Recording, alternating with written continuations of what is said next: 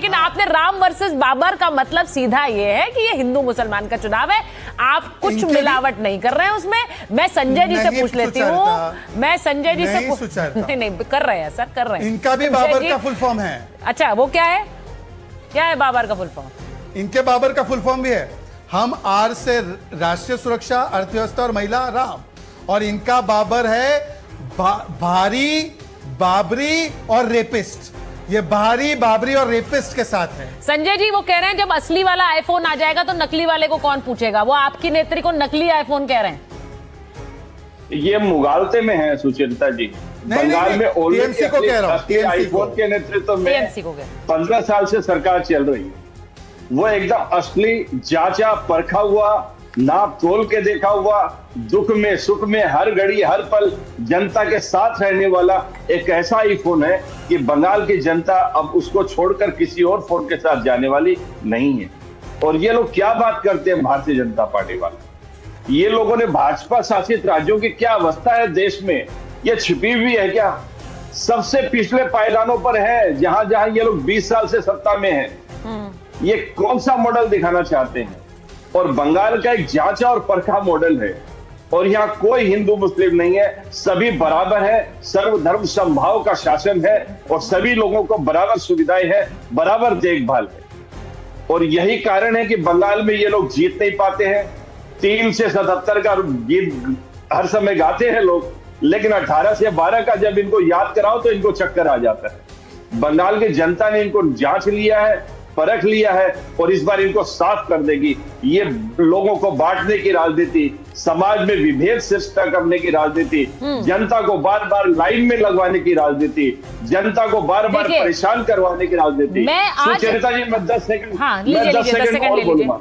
ये हमने बिहार चुनाव में क्या देखा, बिहार चुनाव में देखा ये दुनिया भर के अन्य राज्यों से बिहार के लिए ट्रेनें भेज रहे थे, बिहार के वोटरों को जाने के लिए ट्रेनें दे रहे थे, इनके लोग उनको खाना पीना सब दे रहे थे। लेकिन वही बिहार का आदमी, वही जब देश का आदमी लॉकडाउन में हजार किलोमीटर पैदल चलने को मजबूर था, इन नामुराद लोगों ने एक भी सुविधा उनको नहीं दी। तो आप अभी कोविड को इसलिए याद दिला रहे हैं क्योंकि अब आप गैस और सिलेंडर की बात कर रहे हैं। अब आप कह रहे हैं कि देखिए इस युद्ध में कितनी महंगाई बढ़ा दी है और ये सब इसके लिए जिम्मेदार है। वो तो आपकी नेत्री निकली भी है सड़क पर, सिलेंडर लेकर निकली थी, पोस्टर लेकर निकली, वो सबने देखा है।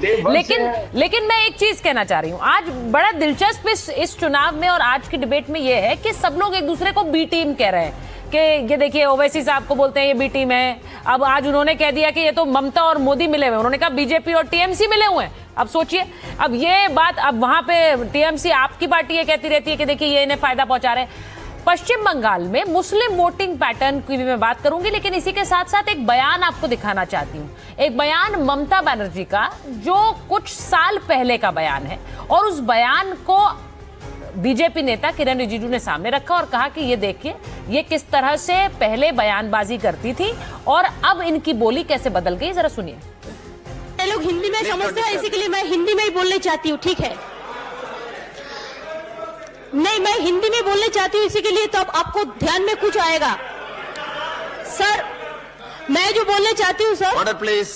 आइडेंटिटी कार्ड के बारे में जो सवाल उठाया है इधर में, मैं उसको बारे में कुछ नहीं बोलना चाहती हूँ, लेकिन एक बात जरूर कहना चाहती हूँ, जो आइडेंटिटी कार्ड होना जरूरी है सिटीजनशिप के लिए, और इसको हम लोग पूरा तरह से समर्थन करती हूँ और करते जाऊंगा।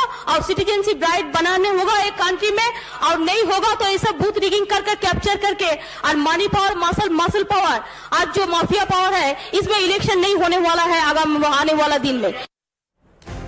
तो ये बयान ममता बनर्जी का पहले उन्होंने कहा, और उन्होंने कहा देखिए किस तरह से आइडेंटिटी की बात करती थी, लेकिन आज उन्हें घुसपैठिए सब कबूल है। तो ये वाली जो बात है, मैं एक बार जरा बताऊं, मैं रीतम जी के पास जाऊंगी, उसके बाद बाकी मेहमानों के पास आ रही हूँ। रीतम जी देखिए, ये जो आइडेंटिटी वाली बात है, आज ममता बनर्जी भले ही घुसपैठ पर कहती हूँ, आप लोग भी बोलते हैं, असम में भी आज आपकी नेत्री बोली है घुसपैठ पर, लेकिन ये मुद्दा असम बंगाल के लिए मुद्दा है कि नहीं है? क्योंकि नेता अपनी बोली से बाद में वापस पीछे हट जाते हैं। देखिए, मुद्दा तो ये आज से नहीं 1980 से है, जब असम में असम मूवमेंट की स्थापना हुई थी और उसके बाद आसाम एकॉर्ड आया था।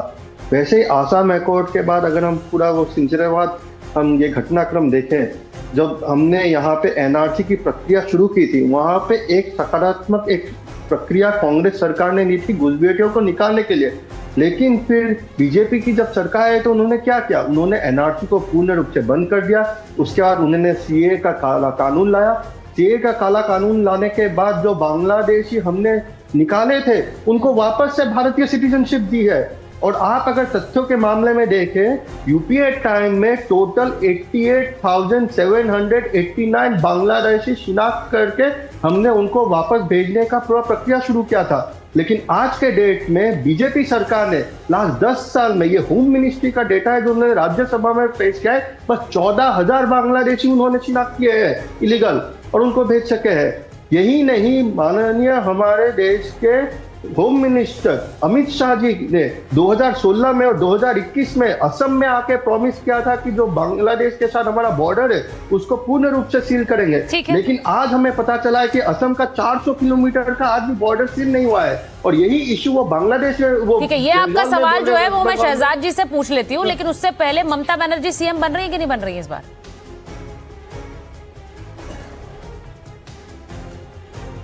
रीतम जी आपसे पूछा है। देखिए, वो कांग्रेस वहाँ पे हम एक पॉलिटिक्स प्ले कर रहे हैं और हम वहाँ पे ममता जी जो बीजेपी विरोधी ताकत है उनको एक साल लड़ने की हम कोशिश कर रहे हैं। मेरा सवाल सुना आपने? ममता बनर्जी इस बार सीएम बन रही है कि नहीं बन रही है, हट रही है पद से?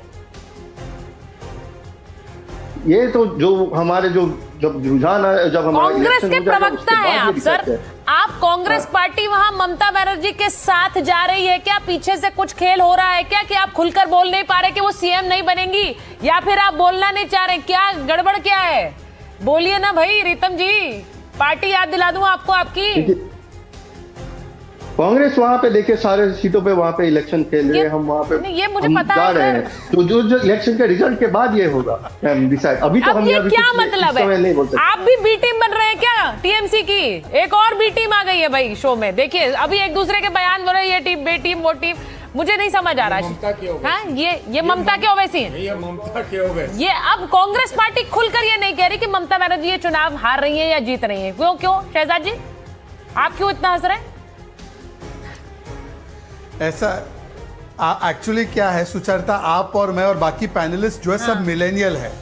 जेनजी में एक टर्म है सिचुएशनशिप। सिचुएशनशिप मतलब कि मेरा दिल्ली में तो इलू है टीएमसी के साथ, और टीएमसी मुझे एलओपी बनाकर रखी हुई है, पर बंगाल में कुश्ती है। तो दिल्ली में मस्ती है, बंगाल में कुश्ती है, और इस प्रकार की इनकी दोस्ती है। इसको सिचुएशनशिप बोलते हैं। ये रीतम सिंह सिचुएशनशिप में है संजय जी के साथ इन दिल्ली। सिचुएशन है, अब कुछ बोलेंगे तो संजय जी वहां पे फोन कर देंगे और दिल्ली से इनका एलओपी पद गायब हो जाएगा। तो कैसे बोलेंगे बेचारे। अच्छा चलिए मैं अपनी काम की बात पे आता हूं। हाईएस्ट जीडीपी ग्रोथ रेट किस स्टेट का है? असम का हुआ है अभी पिछले 10 वर्षों में। हाईएस्ट टूरिज्म ग्रोथ किधर है? असम में 127%। हाईएस्ट पर कैपिटा इनकम का ग्रोथ किधर है? असम में है। 37 लाख महिलाओं को सोशल वेलफेयर से कहां जोड़ा है? असम में जोड़ा है। पीस आज कहां पे आ चुका है? बोडोलैंड वगैरह इलाके में, असम में आ चुका है। 5 ब्रिज कहां बना है?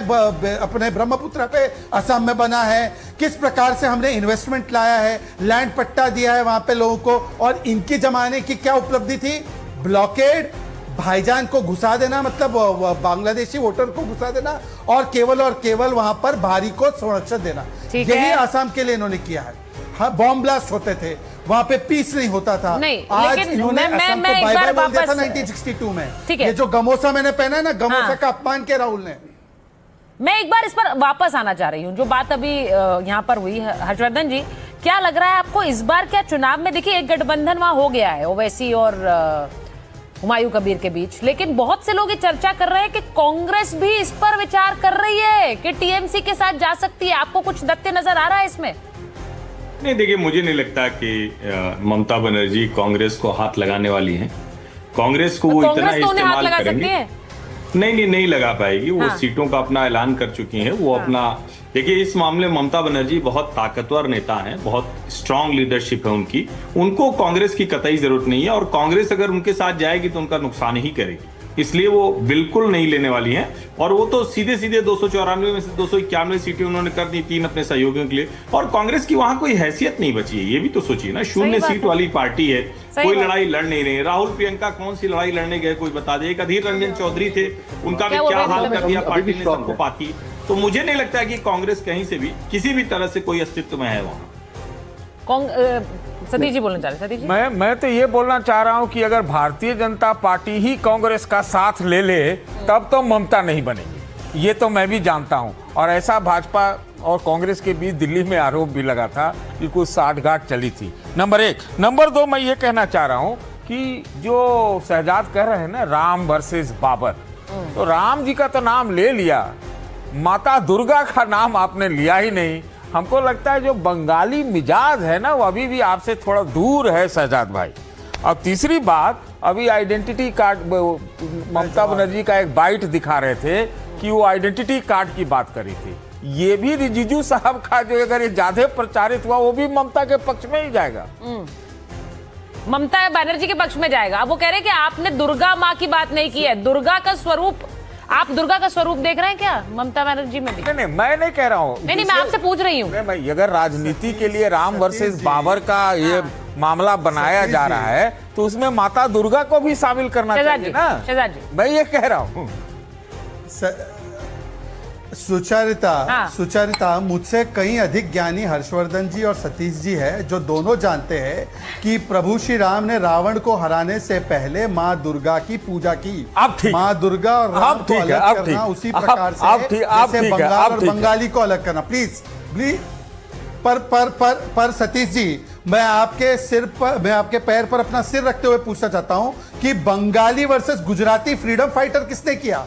अभी एक आशिम घोष नाम के कॉर्पोरेटर है टीएमसी के, उसने माफी मांगी है कि हमने जिस प्रकार की टिप्पणी सरदार पटेल और महात्मा गांधी पर की, और ममता बनर्जी का फोन आया मुझे कि महुआ गलत बोल रही है, उन्होंने अपमान किया है, आप माफी मांगिए। अब मैं संजय जी से पूछना चाहता हूं कि महुआ मोइत्रा को कब निकालेंगे? ममता बनर्जी बोलती है मच्छी खाने नहीं मिलता बीजेपी स्टेट में। ओडिशा नहीं देखे है क्या? असम में नहीं मिलती है मच्छी? क्या मच्छी नहीं? इनको जवाब नहीं देने बन रहा है, तो मच्छी, गुजराती, बिहारी, इस पे आ गए ये सब। और सतीश जी को इसमें कुछ नहीं नजर आता। मैं बता रहा हूँ, वो बहुत स्ट्रीट स्मार्ट है सब। अगर वो बंगाली वर्सेस गुजराती वहां कर रहे हैं, तो बंगाली अस्मिता, बंगाली कल्चर, बंगाली भद्रलोक, ये तो उनके यहाँ चलता आया है। वो तो बहुत स्मार्ट काम कर रहे हैं। अच्छा, जानबूझ के गलती। अच्छा, तो गांधी जी को भी अब हटा देंगे? अरे हम गांधी जी और पटेल जी को भी हटा दीजिए। हम तो कभी नहीं हटाएंगे, आप भले हटा सकते हैं। अब मुझे जरा एक बार इमरान जी के पास जाना है। इमरान जी और संजय जी को लीजिए जरा। इमरान जी, जरा मुझे ये बताइए, आंकलन क्या है पार्टी में आपका इस बार चुनाव के लिए? क्योंकि जिस तरह से एकजुटता आप दोनों ओवैसी साहब दिखा रहे हैं हुमायूं कबीर के साथ, आंकलन क्या कर रहे हैं आप बंगाल में? कितनी सीटें निकाल पाएंगे आप लोग?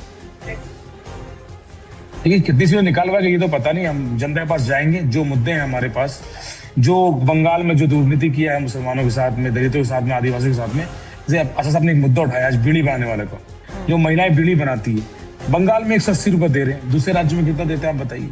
उनके हाथ को जाकर देखिए। बंगाल में स्कूल नहीं है, मुर्शिदाबाद जैसा जिला, बताइए भाई संजय जी, सवाल आप ही से पूछ रहे हैं। 50 लाख लोग रहते हैं वहां पे, एक अच्छा हॉस्पिटल नहीं है, गवर्नमेंट हॉस्पिटल। आप एम्स बनाते हैं कल्याणी में, क्या मुर्शिदाबाद नहीं बना सकते? मालदा में अच्छा हॉस्पिटल नहीं है, गवर्नमेंट हॉस्पिटल।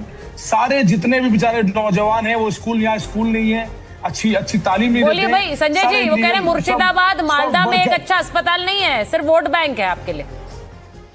ये सब हाइपोथेटिकल राजनीति करते हैं। अच्छा। जमीन की इनको कोई खबर ही नहीं, न इनको न भारतीय जनता पार्टी को। और यही कारण है कि पश्चिम बंगाल में ऐसी शक्तियां पनप नहीं पाती।